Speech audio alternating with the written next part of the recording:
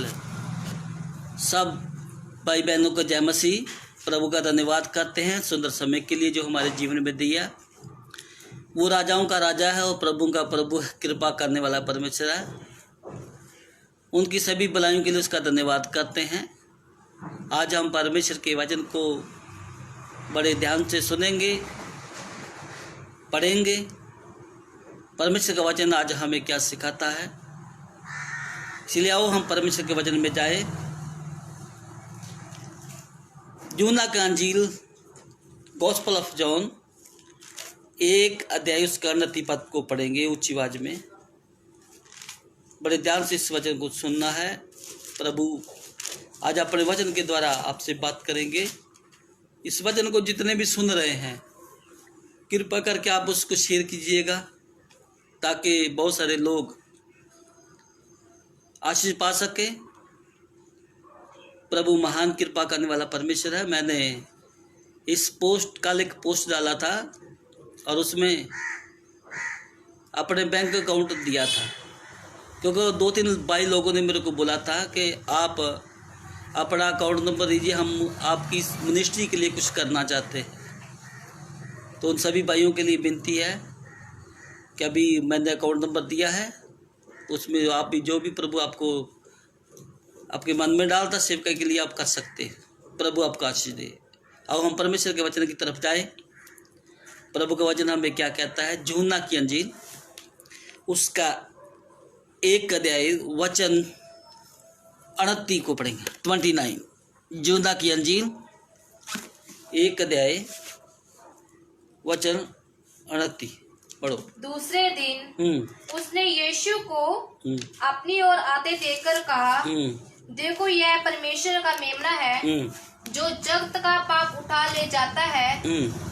यह वही है जिसके विषय में मैंने कहा था, एक पुरुष मेरे पीछे आता है जो मुझसे श्रेष्ठ है क्योंकि वह मुझसे पहले था। आओ हम प्रार्थना करें। प्रभु तू महान कृपा करने वाला परमेश्वर है, दया का सागर है। प्रभु हम महिमा करते आपकी, आप महिमा के जोग है। सारी महिमा आपके पवित्र नाम यीशु नाम को देते हैं। धन्यवाद करते हैं सुंदर वचन के लिए प्रभु जो हमारे जीवन में दिया है। प्रभु आज के वचन के द्वारा हम आशीष पा जाए। पिता उन सभी भाई बहनों के कानों को खोल दे, वो तेरी आवाज़ को सुन सके, मन को खोल दे, तेरे वचन को समझ सके और आपके वचन के अनुसार जी सके। तू जो राजाओं का राजा और प्रभु का प्रभु कृपा करने वाला परमेश्वर है, उन सभी भलाइयों के लिए आपका धन्यवाद। धन्यवाद। मेरी प्रार्थना सुनी प्रभु यीशु मसीह के नाम से मांगते हैं, आमीन। प्रभु का धन्यवाद करते हैं सुंदर समय के लिए जो हमारे जीवन में दिया। आज हम परमेश्वर के वचन के द्वारा सीखेंगे हमारे पापों के लिए किसने बलिदान दिया, कौन हमारे पापों के लिए मरा है, किसने हमारे लिए अपना कीमत चुकाया है, उसके विषय में हम कुछ वचन को देखेंगे। तो इधर प्रियो जब हम इस वचन को पढ़ते हैं तो यूहन्ना की अंजील गॉस्पेल ऑफ जॉन चैप्टर 1 और उसका 29 में पढ़ते हैं। यूहन्ना लोगों को कहता है, दूसरे दिन यीशु मसीह को अपनी ओर आते देखकर कहा, देखो यह परमेश्वर का मेमना है जो जगत का पाप उठा ले जाता है। पाप उठाने वाला। प्रियो जब हम पुराने नियम में पढ़ते हैं तो तब जानवर का लहू बहाया जाता था। जो भी इंसान पाप करता था वो अपने पाप के अनुसार एक मेमना लेता था, उसको याजक के पास लेकर आता था, याजक लेवी को देता था। उससे पहले वो क्या करते थे कि जो पापी इंसान अपने हाथ उस मेमने पे रखता था और वो मेमना बलि किया जाता था। जब मेमना बलि किया जाता उसके लहू को लेकर पाप करने वाले पर छिटा दिया जाता था। जगवेदी में छिटा दिया जाता था। कहा जाता था तेरे पाप क्षमा हुए, क्योंकि एक जानवर का लहू बहाया गया। लेकिन उससे जिसके लिए लहू बहाया जाता था उसको कोई फर्क नहीं पड़ता था, वो फिर पाप करता था। पूरा साल पाप करते थे और साल में एक बार वो मेमने के का लहू दे देते थे, जानवर की बलि दे देते थे। ये सिलसिला लगातार चलता रहा।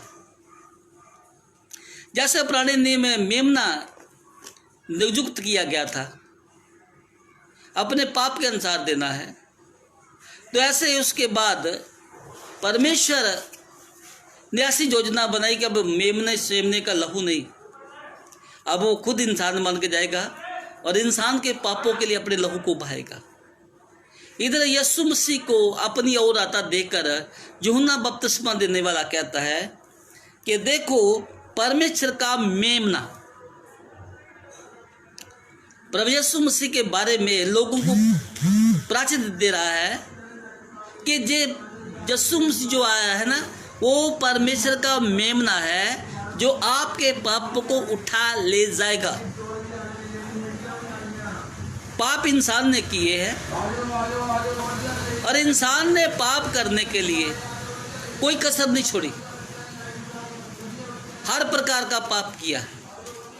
पाप तो पाप है, चाहे छोटा चाहे बड़ा। सबसे पहला पाप आदम ने अदन की वाटिका में किया, परमेश्वर की आज्ञाकारी की, वर्जित फल को खाया। उसके बाद पाप बढ़ता गया और पापों के निमित्त बलिदान होते रहे। आखिर में परमेश्वर खुद इंसान बनकर पृथ्वी पे आया और उसका नाम रखा गया यीशु। जब हम यूहन्ना की इंजील एक पद पर लिखा, आदि में वचन था, वचन परमेश्वर के साथ था, वचन परमेश्वर था। और 14 पद में कहते हैं, और वचन देहधारी हुआ, अनुग्रह और सच्चाई से परिपूर्ण होकर हमारे बीच में डेरा किया, और हमने उसकी ऐसी महिमा देखी जैसी पिता के इकलौते की महिमा। तो इधर वो जो वचन था, जो परमेश्वर के साथ था, जो वचन परमेश्वर था, वो वचन देहधारी हुआ और उसको नाम दिया गया यीशु। यीशु 30 साल तक अपने माँ बाप के आज्ञा में रहा और 30 साल के होने के उपरांत उसने यूहन्ना के हाथ से बपतिस्मा लिया। इधर जब यूहन्ना यही लिखता है कि दूसरे दिन यीशु को अपनी और आते हुए देखकर कहा, देखो परमेश्वर का लीला, जय परमेश्वर का लीला है जो जगत का पाप उठा ले जाता है। और आगे 34 पद में लिखा है, जय वही है जिसके विषय में मैंने कहा था, एक पुरुष मेरे पीछे आता है जो मुझसे श्रेष्ठ है, क्योंकि वो मुझसे पहले था। मैं तो उसे पहचानता ना था, परंतु इसलिए मैं जल से बपतिस्मा देता आया हूँ कि वह इस्राएल पर प्रकट हो। प्रिय प्रभु यीशु मसीह को इस्राएल पर प्रकट होने से के लिए परमेश्वर ने यूहन्ना को भेजा कि तू जल में बपतिस्मा देना, और यूहन्ना ने यीशु मसीह को बपतिस्मा दिया। उससे पहले यीशु मसीह के विषय में वो कहता है, जे परमेश्वर का मेमना है। और फिर जब इसका 36 पद पढ़ते हैं, कृपा कर 36 पद पढ़ा जाए। और उसने यीशु पर जो जा रहा था दृष्टि करके कहा, देखो यह परमेश्वर का मेमना है। देखो यह परमेश्वर का मेमना। दूसरे दिन फिर यीशु मसीह जा रहा है, पहले यीशु मसीह आ रहा है। इधर यूहन्ना के पास यीशु मसीह क्यों आया? क्योंकि यरदन नदी में यीशु मसीह का बपतिस्मा हुआ। अब बपतिस्मा लेकर यीशु मसीह जा रहा है, तो फिर यूहन्ना कहता, देखो परमेश्वर का मेमना है। क्या पढ़ा? दोबारा फिर पढ़ो। और उसने यीशु पर जो जा रहा था दृष्टि करके कहा, देखो यह परमेश्वर का मेमना है। नती पद में वो यीशु मसीह को अपनी ओर आते हुए देखकर कहता है, ये परमेश्वर का मेमना है। और उसके बाद जब जाते हुए देखता है, कहता है ये परमेश्वर का मेमना है। हमारे पापों के लिए कुर्बान होने वाला यीशु मसीह के बारे में बोला, ये परमेश्वर का मेमना है। और आगे जब 37 पद को पढ़ते हैं तो पढ़ो। तब वे दोनों चेले उसकी यह सुनकर यीशु के पीछे हो लिए। तब वो दोनों चेले सुनकर यीशु मसीह के पीछे हो लिए, क्योंकि उनको पता चल गया कि ये परमेश्वर का मेमना है जो संसार के पापों को उठा कर ले जाएगा। इसलिए वो यीशु मसीह के पीछे हो लिए। आज हमने भी यीशु मसीह के पीछे होना है। हमने किसी पास्टर के पीछे नहीं होना, हमने किसी मिशन के पीछे नहीं होना, हमने किसी प्रॉफिट के पीछे नहीं चलना, हमने किसी वो उपदेश के पीछे नहीं चलना, हमने किसी अपोस्टल के पीछे नहीं चलना, हमने किसी सुसमाचार के पीछे नहीं चलना, हमने यीशु मसीह के पीछे चलना है। क्योंकि यीशु मसीह परमेश्वर का मेमना है जो सारे जगत के पापों को उठा ले जाता है। दुनिया में बहुत सारी कुर्बानी हुई है, बहुत सारे लोग मारे गए। कोई अपने देश के लिए मर गया, लोग उसको याद करते हैं। कोई अपने धर्म के लिए मर गया, लोग उसको याद करते हैं। कोई अपने परिवार के लिए मर गया, बच्चों के लिए मर गया, लोग उसको याद करते हैं। कोई अपने प्रेमी के लिए मर गया, लोग उसको याद करते हैं। प्रियो, लेकिन यीशु मसीह पूरे मानव जाति के पापों के लिए, पापियों के लिए मारा गया है। मारा गया, दफनाया गया, तीसरे मुर्दों जी उठा और आज भी जीवित परमेश्वर है। Hallelujah, hallelujah. लेकिन जब हम पहला पत्रस उसका 1 अध्याय और उसका 18 पद को पढ़ते हैं तो उधर परमेश्वर का वचन हमें क्या सिखाता है। मेरे साथ उस वचन को निकालिए। पहला पत्रस 1 अध्याय वचन 18 से पढ़ेंगे। परमेश्वर का वचन क्या कहता है? क्योंकि तुम जानते हो कि तुम्हारा निकम्मा चाल चलन, क्योंकि तुम जानते हो कि तुम्हारा निकम्मा चाल चलन बाप दादों से चला आता है उसे तुम्हारा छुटकारा चांदी सोने अर्थात नाशवान वस्तु के द्वारा नहीं हुआ। इधर बड़े ध्यान से सुनिए। हमारे पापों से जो भी मुक्ति हुई ना, हम उसके लिए पैसा नहीं दिया, सोना नहीं दिया, चांदी नहीं दिया, हीरे जवाहरात नहीं दिए। इधर वचन में ऐसा लिखा, ध्यान से सुनिए। क्योंकि तुम जानते हो कि तुम्हारा निकम्मा चाल चलन जो बाप दादों से चला आता है, तुमने छुटकारा चांदी सोने अर्थात नाशवान वस्तु के द्वारा नहीं हुआ।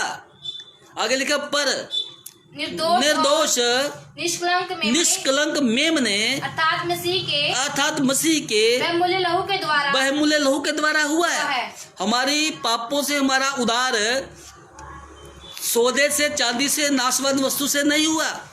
हमारा निकम्मा चाल चलन जो हमारे बाप दादों से चलता आ रहा था, उससे हमें छुटकारा मिला है। लेकिन सोने से नहीं, चांदी से नहीं, पैसे से नहीं, अनाज से नहीं, लंगर से नहीं, कपड़ा दान करके नहीं, यीशु मसीह के अमूल्य पवित्र लहू के द्वारा हुआ है। उसके बहुमूल्य लहू के द्वारा हुआ है हमारा छुटकारा। और जब वचन को मैं दोबारा पढ़ना चाहता हूँ, पर निर्दोष निष्कलंक मेमने, निर्दोष निष्कलंक मेमना शब्द लिखा हुआ है, अर्थात यीशु मसीह के बहुमूल्य लहू के द्वारा हुआ है। किसी ने हमारे पापों के लिए अपना बलिदान नहीं दिया। हमारे पापों के लिए बलिदान सिर्फ यीशु मसीह ने दिया है। यीशु मसीह है जो हमारे पापों के लिए मारा गया है। यीशु मसीह ने हमारे लिए 39 कोड़े खाए हैं। और जब हम वचन पढ़ते हैं, यशायाह नबी का पुस्तक उसका जरा 50 का 6 पद पढ़े, उधर पर यीशु मसीह के बारे में क्या वचन कहता है। ऐसे ही हमारा छुटकारा नहीं हो गया है, ऐसे ही हमें रिहाई नहीं मिल गई है। वो परमेश्वर का मेमना है। किरकार 50 का 6 पद पढ़े। मैंने मारने वालों को अपनी पीठ और गलमोश नोचने वालों की और अपने गाल किए। ध्यान से सुनिएगा। यीशु मसीह का जन्म से 750 साल पहले यशायाह भविष्यवक्ता प्रभु यीशु मसीह के क्रूसीफाइड पर लिखता है और यीशु मसीह के दुखों के बारे में लिखता है। और वो कहता है, मैंने मारने वालों को अपनी पीठ और गलमोश नोचने वालों की और अपने गाल दिए। उसकी दाढ़ी को नोचा गया, उसकी पीठ पर 39 कोड़े लगे, उसके हाथ पांव में कील ठोक दिए गए, उसकी पसली में बाले से छेदा गया, सिर से लेकर पांव तक लहू बहा दिया गया। किसके लिए? हमारे सब गुनाहों के लिए। प्रभु यीशु मसीह ने कोई पाप नहीं किया था, प्रभु यीशु मसीह ने कोई गलती नहीं किया था। प्रभु यीशु मसीह हमारे मानव जाति के सभी इंसानों के पापों के लिए कुर्बान हुए हैं। प्रियो, जब हम वचन को पढ़ते हैं और आगे लिखा है अपमानित होने और उनके थूकने से मैंने मुंह ना छिपाया। आप बाइबल को पढ़ के देखें, लूका की अंजील में, मरकुस की अंजील में, मत्ती की अंजील में, यूहन्ना की अंजील में, चारों अंजीलों में पढ़ कर देखें। यीशु मसीह के क्रूसीफाइड के समय पर गतसमनी के बाग से लेकर क्रूस पर जान देने तक प्रभु यीशु मसीह को सताया गया, यीशु मसीह पर दोष लगाया गया, यीशु मसीह को कोड़ों से छंदी किया गया, यीशु मसीह के सिर पर कांटों का मुकुट रखा गया। किसके लिए? हम सब के लिए, हमारे पापों के लिए। वो परमेश्वर का मेमना बनकर आया, हमारे पापों को उठाने के लिए आया और वो हमारे पापों के लिए कुर्बान हुआ। इधर वो भविष्यवक्ता कहता है, मैंने मारने वाले को अपनी पीठ और गलमोश नोचने वालों को अपने गाल दिए, अपमानित होने के लिए और उनके थूकने से मैंने मुंह ना छुपाया। प्रभु यीशु मसीह आराम से नहीं, बहुत सारे लोग आराम से मर जाते हैं, लेकिन यीशु मसीह को सताया गया, दुखी किया गया, परेशान किया गया, जख्मी किया गया। और जब हम पढ़ते हैं यशायाह 53 की 7 पे, वो तो उस वचन को भी लेंगे, परमेश्वर के वचन के द्वारा सीखेंगे आज कि वो परमेश्वर का मेमना हमारे लिए वध किया गया है, हमारे लिए कुर्बान हुआ है, उसने हमारे पापों के लिए लहू बहाया है। हमारी मुक्ति ऐसे नहीं होगी, हमारा उद्धार ऐसे नहीं हो गया। एक निर्दोष मेमना बलि किया गया है हमारे लिए। पढ़े उस वचन को, क्या लिखा है? वह सताया गया तो भी वह सहता रहा। वह सताया गया तो भी वह सहता रहा। उनको बहुत सताया गया। गतसमनी के बाग के बाद सताव आया जीवन में। सिपाहियों ने सताया, यहूदियों ने सताया, धार्मिक गुरुओं ने सताया, लोगों ने सताया, लेकिन वो सहता गया। पढ़ो वचन में क्या लिखा है? और अपना मुंह ना खोला। जिस प्रकार भेड़ वध होने के समय, जिस प्रकार भेड़ वध होने के लिए और बेड़ी ऊन कतरने के समय चुपचाप शांत रहती है, वैसे ही उसने भी अपना मुंह ना खोला। जब वो सताया गया था, दुखी हुआ था, पर उसने किसी को धमकी नहीं दिया। वो चुपचाप दुखों को सहता रहा। उसको कोड़े लगे, दर्द होती थी, लेकिन वो चिल्लाया नहीं। उसको मार पड़ती थी, दर्द होता था, लेकिन वो चिल्लाया नहीं।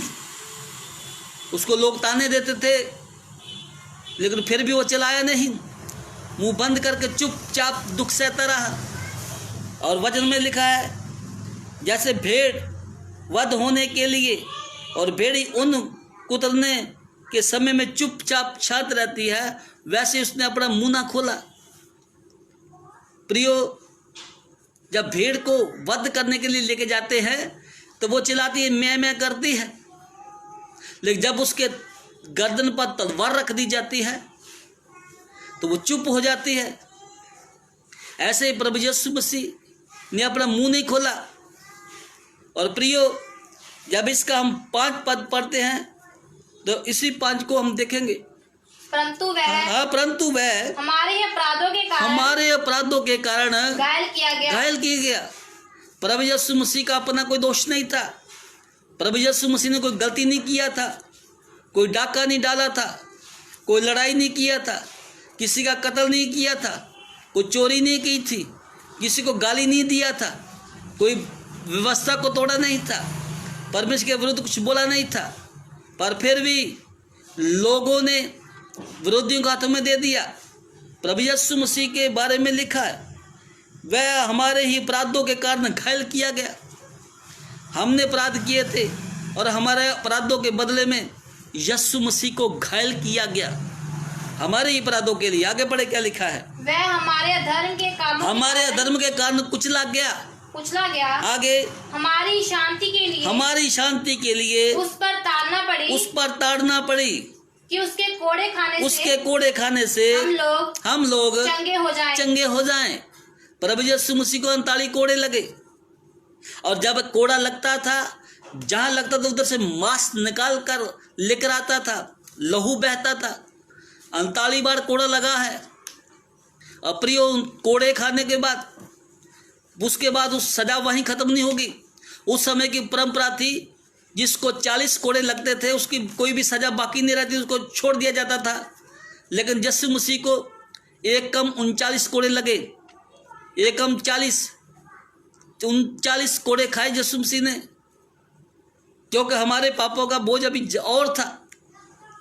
हमने अपना सिर शैतान के आगे झुका दिया था और प्रभु यीशु मसीह के सिर पर कांटों का मुकुट रखा गया।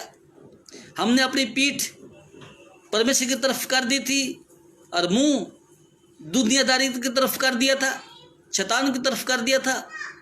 इसलिए प्रभु यीशु मसीह के वो बदन पर कोड़े लगे, पीठ पर कोड़े लगे हैं। हमने अपना हाथ बढ़ाकर बुराई की थी, इसलिए यीशु मसीह के हाथों में कील ठोक दिए गए। हमने अपने पाँव से चलने के लिए गलती की थी, हमारे मार्ग भटक गए थे, इसलिए यीशु मसीह के पाँव में कील ठोक दिए गए। हमारे हृदय में बुराई बड़ी पड़ी थी, इसलिए यीशु मसीह की पसली में भाले से छेदा गया। प्रियो, गलतियां हमने की, गुनाह हमने किए, वो हमारे ही अपराधों के लिए घायल किया गया, हमारे ही अधर्म के कारण वो कुचला गया और हमारी शांति के लिए उस पर ताड़ना पड़ी और उसके कोड़े खाने से हम चंगे हो जाए। प्रियो, आज भी जब हम ये कहते हैं प्रभु यीशु मसीह ने मेरी बीमारी के लिए कोड़े खाए हैं, प्रभु यीशु मसीह ने मेरे पापों के लिए अपने लहू को बहाया है, तो परमेश्वर इस बात को सुनकर हमारे अधर्म को क्षमा कर देता है और हमें बीमारियों से चंगा कर देता है। हालेलुया। प्रभु महान कृपा करने वाला परमेश्वर है, क्योंकि हमारे पापों के लिए एक कीमत चुका दी गई है। प्रभु यीशु मसीह ने अपना बलिदान दिया है, प्रभु यीशु मसीह ने अपने लहू को बहाया है। प्रिय, जब हम गलातिया की पुस्तक पढ़ते हैं, गलातिया की पुस्तक उसका 4 का कृपा कर 4 और 5 पद को पढ़ें। क्या कहता है परमेश्वर का वचन प्रभु यीशु मसीह के उस बलिदान के बारे में और हमारे उद्धार के बारे में क्या कहता है? गलातिया की पुस्तक 4 अध्याय वचन 4 और 5। परंतु जब समय पूरा हुआ, देखा, परंतु जब समय पूरा हुआ तो परमेश्वर ने अपने पुत्र को भेजा जो स्त्री से जन्मा और व्यवस्था के अधीन उत्पन्न हुआ ताकि व्यवस्था के अधीन को मोल लेकर छुड़ा ले। प्रभु यीशु मसीह स्त्री से पैदा हुआ, व्यवस्था के अधीन पैदा हुआ, ताकि व्यवस्था में जो बंधे हुए थे उनको छुड़ा ले। वो हमें छुड़ाने के लिए इस संसार में मानव बन कर आया। हम पाप में बंध चुके थे, वहमों भ्रमों में बंध चुके थे, शैतान ने हमें बांध रखा था, पाप में अंधकार में बंधे हुए थे, मजबूरियों में बंधे हुए थे, वहमों भ्रमों में बंधे हुए थे। इसलिए प्रभु यीशु मसीह ने हमें मोल लेकर छुड़ाया है, अपना लहू बहा के अपनी जान देकर हमें छुड़ा है। आगे पढ़े क्या लिखा है? और हमको लेपालक होने का पद मिले। आज हम प्रभु यीशु मसीह पे विश्वास करने से हम परमेश्वर के बेटा बेटी हैं। आज हम यीशु मसीह के लहू के द्वारा शुद्ध किए गए हैं। प्रभु के वचन में लिखा है, पहला यूहन्ना जब हम पढ़ते हैं 1 अध्याय के 7 से अगर आगे पढ़ोगे तो उधर लिखा स्पष्ट भाषा में कि यीशु मसीह का लहू हमें पापों से शुद्ध करता है। उसके पुत्र यीशु का लहू हमें सब प्रकार से पापों से शुद्ध करता है। उसका लहू बहाया गया हमारे पापों के लिए, उसने कुर्बानी दी है हमारे गुनाहों के लिए। और यही वचन कहता है कि 5 आदमी ने ताकि व्यवस्था के अधीनों को मोल लेकर छुड़ा ले और हमको ले पालक होने का पद मिले। इसलिए आज हम परमेश्वर के पुत्र हैं। यीशु मसीह के लहू बहाने से उसकी जान देने से हम परमेश्वर की संतान हैं, परमेश्वर के बेटे बेटियां हैं। हम पापों के कारण परमेश्वर से दूर थे। परमेश्वर पापी से प्रेम करता है, लेकिन पाप से घृणा करता है। हमारे ऊपर जो पापों का बोझ था वो प्रभु यीशु मसीह ने उठा लिया और हमारे पापों के लिए वो कुर्बान हो गया। कृपा करके प्रकाश की पुस्तक उसका 5 अध्याय उसका 6 पद को देखेंगे। प्रभु यीशु मसीह जब इस संसार से अपनी जान देकर चले गए स्वर्ग में, तब वहां का थोड़ा हालात को देखेंगे। पढ़े इसको। तब मैंने उस सिंहासन, कृपा कौन सा पद पढ़ा है? 5 की 6, 5 का 5 से पढ़े। 5। हाँ, इस पर उन प्राचीनों में से एक ने हाँ मुझसे कहा मत रो, देख यूदा के गोत्र का वैसे जो दाऊद का मूल है उस पुस्तक को खोलने और उसकी सातों मोहरें तोड़ने के लिए जयवंत हुआ है। इधर जब हम एक अध्याय से पढ़ते हैं, एक वचन से पढ़ते 5 अध्याय का, परमेश्वर सिंहासन पर बैठा है और उसके दाहिने हाथ में एक पुस्तक है जो अंदर बाहर से लिखी हुई है और 7 मोहरों से उसको बंद किया गया है। और परमेश्वर कहते हैं, उधर स्वर्गदूत कहता है, कौन है जो इस पुस्तक को खोल सकता है? लिखा ना तो पृथ्वी पे ना स्वर्ग में उस पर कोई दृष्टि करने वाला भी नहीं था। तभी यूहन्ना रो रहा है और यूहन्ना को रोते हुए देखकर एक परचीन आता है। वो कहता है मत रो, देख यहूदा गोत्र का वैसी जो दाऊद का मूल है उस पुस्तक खोलने और उसकी 7 मोहरें तोड़ने के जयवंत हुआ है। प्रभु यीशु मसीह ने जय पाई है, शैतान शैतान पे जय पाई है, मृत्यु पे जय पाई है, पाप पर जय पाई है। इस सब पर जय पाने के बाद इधर लिखा है वो जय पाया हुआ दाऊद की कुल का सिंह, यहूदा गोत्र का सिंह, दाऊद का मूल जयवंत हुआ है। और आगे 6 पद में लिखा तब मैंने वो कहता तब मैंने, ये वही यूहन्ना है जिसने यूहन्ना की अंजील लिखी है, वही यूहन्ना है। बोलता तब मैंने सिंहासन और चारों प्राणियों और उन प्राचीनों के बीच में मानो एक वध किया हुआ मेमना खड़ा देखा। किसको खड़ा देखा?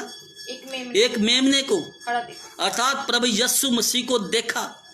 यूहन्ना ने स्वर्ग में, ये कोई कथा कहानी नहीं, सच्चाई है। इधर यूहन्ना रो रहा है, रोते रोते यूहन्ना को एक प्राचीन कहता मत रो, यहूदा गोत्र का सिंह, दाऊद का मूल पुस्तकें खोलने के लिए जीत गया है। जब वो दृष्टि करता है तो देखता है कि वो मेमना जो वध किया गया था वो वहां खड़ा है। हालेलुया। इधर जब हम पढ़ते हैं तो इसका कृपा करके 8 पद पढ़े, 7 से पढ़ेंगे। 7 उसने आकर उसके दाहिने हाथ से जो सिंहासन पर बैठा था वह पुस्तक ले ली। जब उसने पुस्तक ले ली तो वे चारों प्राणी 24 प्राणियों प्राचीन उस मेमने के सामने गिर पड़े। जो परमेश्वर के सिंहासन के सामने 4 प्राणी थे, परमेश्वर के शासन के चारों जो 24 प्राचीन थे, जब प्रभु यीशु मसीह ने उस वाद्य किए हुए मेमने ने उस पुस्तक को परमेश्वर के हाथ से लिया, तभी वो सारे गिर पड़े, मेमने के सामने गिर पड़े। और आगे क्या लिखा? उनमें से हर एक के हाथ में वीणा और धूप और पवित्र लोगों की प्रार्थनाएं हैं। आगे से भरे हुए सोने के कटोरे थे। आगे वे यह नया गीत गाने लगे। इस पुस्तक के लेने और इसकी मोहरें खोलने के योग्य है, क्योंकि तूने वध होकर अपने लहू से हर एक कुल और भाषा और लोग और जाति में से परमेश्वर के लिए लोगों को मोल लेकर ले लिया है। आगे और उन्हें हमारे परमेश्वर के लिए एक राज्य और जाजक बनाया और वे पृथ्वी पर राज्य करते हैं।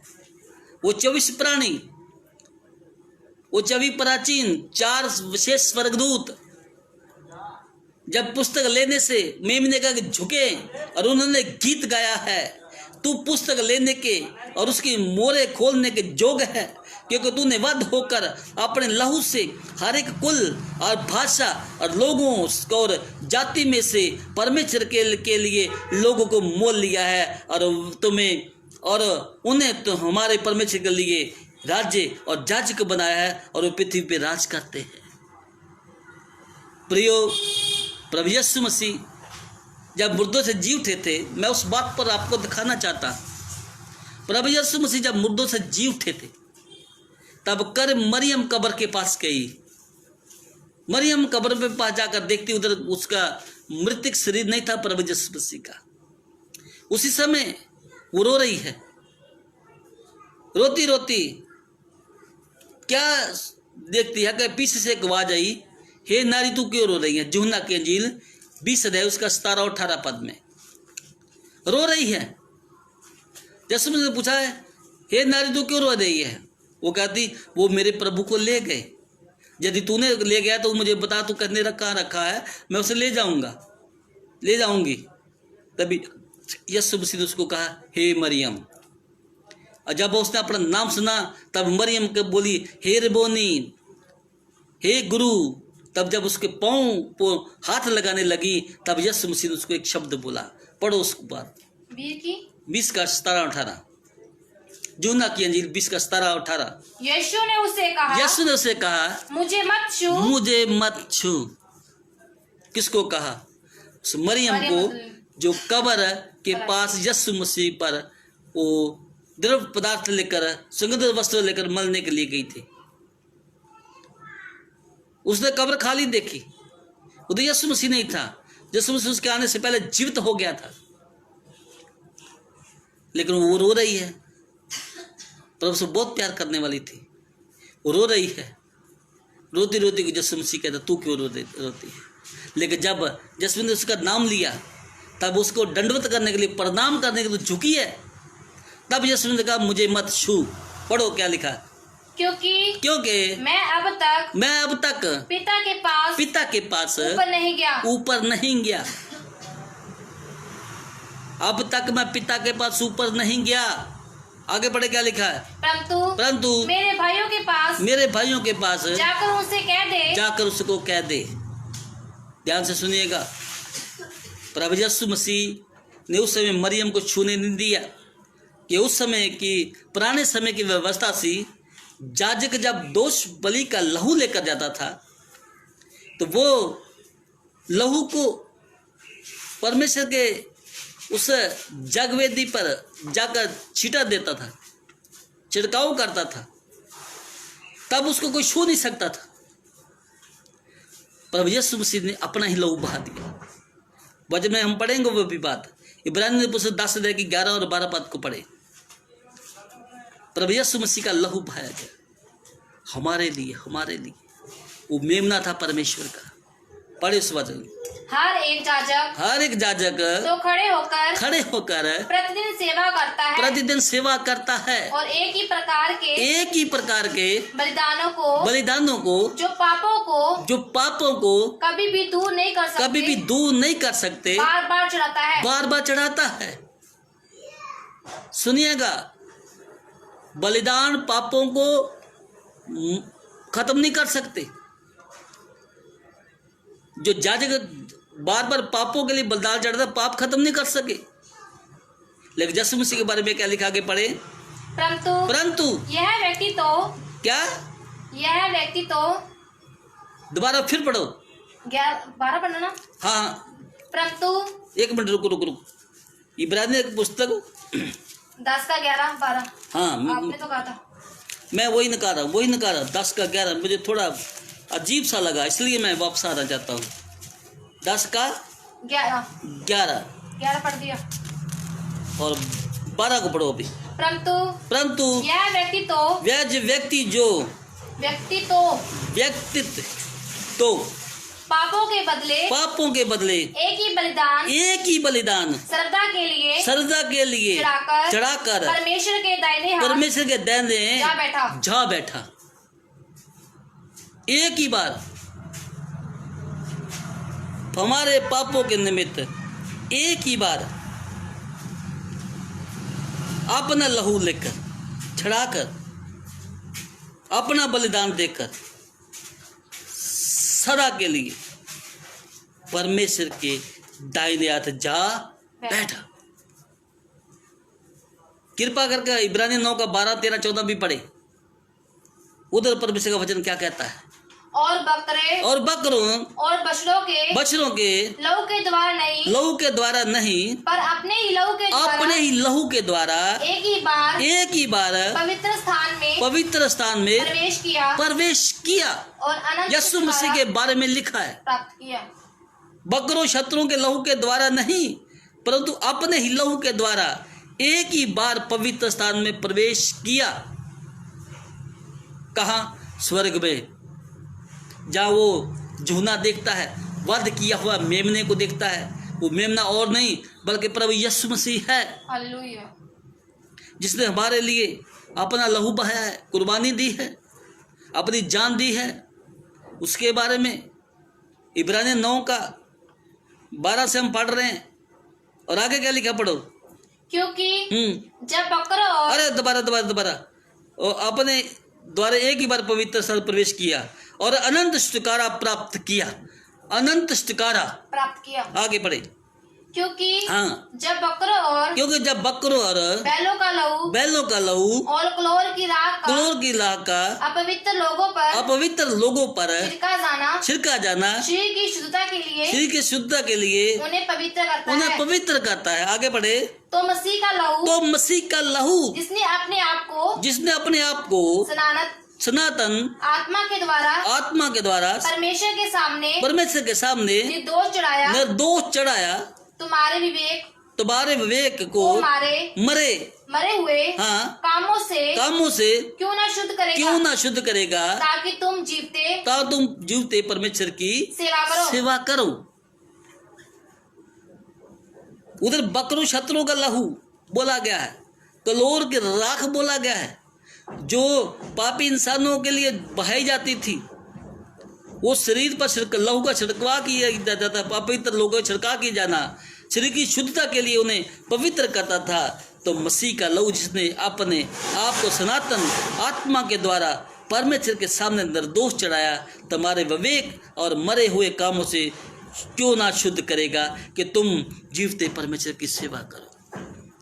प्रिय प्रभु यीशु मसीह ने अपना लहू बहा दिया और उस लहू के द्वारा हमारे पाप क्षमा किए गए। और अब हम गंदी बातें छोड़कर, बुरे काम छोड़कर, इधर उधर की बातें छोड़कर अब हमारा फर्ज है कि हम परमेश्वर की सेवा करें। हमें पवित्र इसलिए किया गया कि हम पवित्र परमेश्वर की सेवा करें, क्योंकि हमारे लिए एक कुर्बान हुआ है, हमारे लिए कोई मरा है, हमारे लिए किसी ने लहू बहाया है, और वो और कोई नहीं, वो प्रभु यीशु मसीह है। हालेलुया। यीशु मसीह ने हमारे पापों के लिए अपना लहू बहाया है। यीशु मसीह ने हमें बचाने के लिए स्वर्ग छोड़कर इंसान बन के पृथ्वी पे आया है।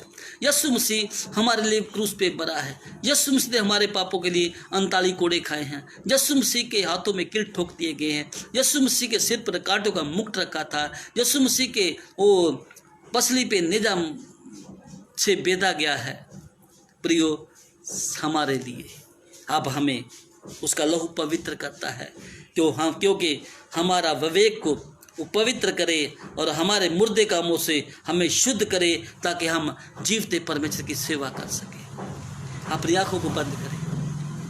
प्रिय, जो कोई इंसान ये मान लेता है कि यीशु मसीह ने मेरे पापों के लिए अपने लहू को बहाया है, जो कोई लोग मान लेते हैं यीशु मसीह मेरे पापों के लिए मारा गया, गाड़ा गया है, जो कि लोग मानते हैं कि यीशु मसीह ने मेरे लिए अपने लहू को बहाया, जान को दिया, परमेश्वर उसके पापों को क्षमा कर देता है। जितने भी सुन रहे हैं, अगर वो पाप करते हैं, जहाँ कोई पाप के बंधन में है, तो वो आज ही अपने पापों से पश्चाताप करें। परमेश्वर को कहे, प्रभु तू मेरे विवेक को शुद्ध कर, तू मेरे मुर्दे कामों से मुझे शुद्ध कर, ताकि मैं जीवते परमेश्वर की सेवा कर सकूं। आओ हम प्रार्थना करें। प्रेमी पिता, तू महान कृपा करने वाला परमेश्वर है। पर मैं उन सभी भाई बहनों के लिए प्रार्थना करता हूँ जो इस समय तेरे वचन को सुन रहे हैं, जो तेरे वचन को सुन रहे पिता, उन सभी के लिए प्रार्थना करता हूँ प्रभु। अगर उनके जीवन में कोई पाप है, अगर कोई गंदी बात है, तो उनके जीवन से यीशु मसीह के नाम से दूर कर दीजिए पिता परमेश्वर, ताकि वो तेरे सेवक बनकर पवित्र सही से तेरी आप महिमा कर सके और तेरी महिमा का कारण बने पिता। प्रभु तू पवित्र पवित्र पवित्र सेनाओं का यहोवा है, इसलिए वो पवित्रता से आपकी सेवा कर सके और आपकी महिमा का कारण बने। धन्यवाद, आपने मेरी प्रार्थना सुना। प्रभु यीशु मसीह के नाम से मांगते हैं, आमीन। प्रभु का धन्यवाद करते हैं सुंदर समय के लिए जो हमारे जीवन में दिया। प्रभु के लोगों, प्रभु के बेटे बेटियों, आपको परमेश्वर का वचन कैसा लगा? अगर आपको अच्छा लगा तो आप अपने साथियों को, अपने ग्रुपों में, अपनी फेसबुक में, व्हाट्सएप में, जहाँ भी आप संगति चलाते हो उनमें शेयर कीजिएगा, ताकि लोग आशीष पा सके। सबको जय मसीह की।